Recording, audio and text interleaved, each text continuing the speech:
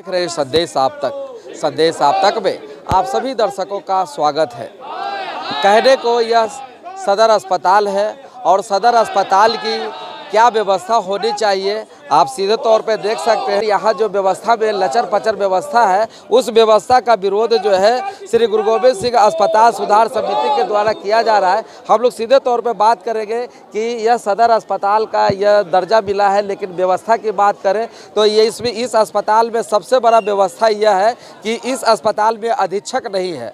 और आप समझ सकते हैं कि जब किसी भी चीज़ का गार्जियन नहीं होता है तो उस परिवार का क्या स्थिति होता है। तो हम लोग सीधे तौर पे बात करेंगे, यहाँ पे प्रदर्शनकारी है और प्रदर्शन कर रहे हैं। सीधे तौर पे हम लोग बात करेंगे बलराम चौधरी से, क्या किस लिए देखिए, पिछले निवृत्त होने के बाद अधीक्षक की नियुक्ति नहीं हुई और प्रभारी अधीक्षक के रूप में कार्य कराया जा रहा है।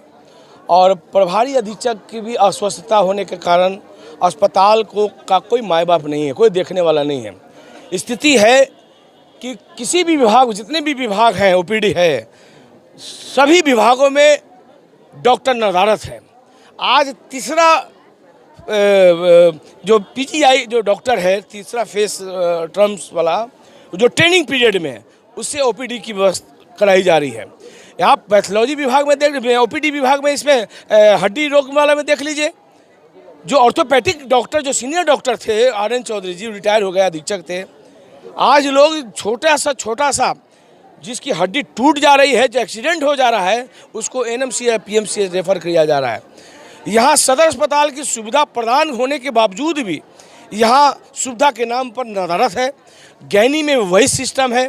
आपको पैथोलॉजी विभाग में मशीन, पुराना मशीन होने के कारण प्राय मशीन खराब हो जा रही है, जिसके कारण से लोग बाहर जाके बड़े महंगे जांच कराने पड़ रहे हैं। यहाँ गरीबों का अस्पताल है, यहाँ गरीब लोग आते हैं। रात में 2 बजे के बाद, 3 बजे के बाद, दोपहर के बाद यहाँ डॉक्टर की OPD की व्यवस्था ख़त्म होने के बाद तमाम इमरजेंसी जो है कि नदारत है। इमरजेंसी सेवा है भी तो सिर्फ वो डॉक्टर जो है वो 3rd ईयर वाले डॉक्टर, जिनको अभी सीख रहे हैं, वो छोटी समस्याओं को रेफर करते रहे।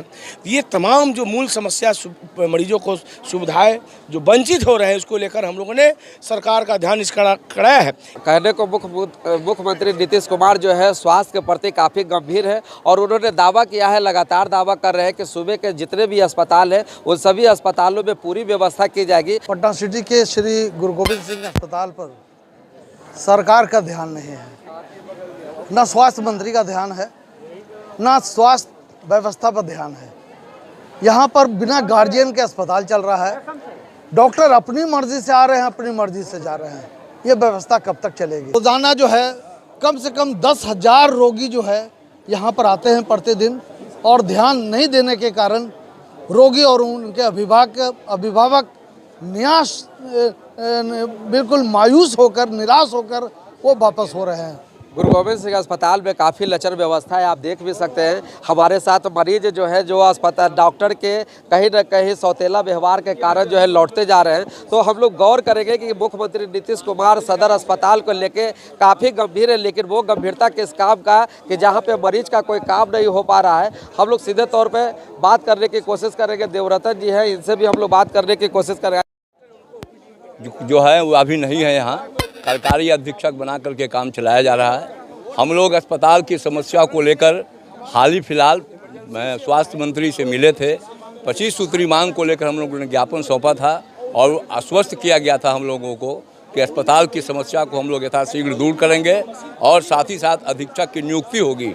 माननीय स्वास्थ्य मंत्री ने आश्वासन दिया था, लेकिन हम देख रहे हैं कि स्थायी अधीक्षक के नहीं रहने से अस्पताल की समस्या और बढ़ती जा रही है और इलाज जो है वो केवल यह रेफरल अस्पताल के रूप में रह गया है। यहाँ इमरजेंसी सेवा नहीं है। हम लोग लगातार ICU की भी मांग कर रहे थे, इमरजेंसी सेवा की मांग कर रहे हैं, लेकिन कोई किसी तरह की व्यवस्था और हमारे मांगों पर ध्यान नहीं दिया जा रहा है। आप आंदोलनकारी हैं, उनका कहना है कि यह जिला दर्जा प्राप्त अस्पताल नहीं बल्कि यह रेफरल अस्पताल बन के रह गया है। तो हम लोग सीधे तौर पर यहाँ के अस्पताल प्रबंधक हैं, उनसे भी हम लोग बात करने की कोशिश करेंगे कि यहाँ पे जो अस्थायी है, हमारे साथ अस्पताल के प्रबंधक हैं, इनसे भी हम लोग बात करने की कोशिश करें। बताएं कि इस अस्पताल में जो है कार्यकारी अधीक्षक है, इलाज में किसी प्रकार की कोई लापरवाही यहाँ पे इलाज तो सारा हो ही रहा है, सभी डॉक्टर्स है ही, जो यहाँ पे प्रदर्शन कर रहे हैं उनका कहना है कि यहाँ पे कार्यकारी अधीक्षक नहीं रहने के कारण परेशानी हो अब देखिए ये तो हिंदुस्तान आज़ाद है, मौलिक अधिकार है, राइट टू स्पीक सबको है, तो कोई कुछ भी कह सकता है, उसमें हम लोग क्या कह सकते हैं। हमको इसकी अथॉरिटी नहीं है कि हम किसी तरह का कोई स्टेटमेंट दे सकें। दवा की भी अगर बात करें तो दवा है सब अस्पताल में दवा है। मरीज की आप संख्या देखें ना कि हमारे यहाँ मरीज की कितनी संख्या बढ़ी हुई है, आप खुद अंदाज़ा लगा सकते हैं। आप पहले जो आते थे और अभी आ रहे हैं, तो आप दोनों को आप खुद कंपेयर करके अपने दिल पे हाथ रख के बताइए कि इस अस्पताल का क्या आप अस्पताल का मैनेजर हैं और यहाँ पे जो अभी कुछ दिनों से यहाँ पे अधीक्षक गैर तो देखिए इस सरकार का काम है, इसमें हम लोगों का कोई रोल ही नहीं है। जिनको ऊपर से भेजा जाएगा कि अधीक्षक है, हम लोग उसको स्वीकार करेंगे। हम लोग इसमें तो ये बात भी सही है, कहीं ना कहीं जो है इस अस्पताल में डॉक्टर की मौजूदगी के कारण इतना भीड़ लगा है, गार्ड भी यहाँ पे तैनात है, तो गौर करने वाली बात यहाँ पे ये है। लेकिन कहीं ना कहीं जो है यहाँ पे कड़वा सच ये भी है कि इस अस्पताल में जो है जिला दर्जा अस्पताल ये जरूर है, लेकिन अब यह रेफरल अस्पताल के रूप में बन गया है। संदेश आप तक के लिए पटना सिटी से अरुण कुमार की खास रिपोर्ट।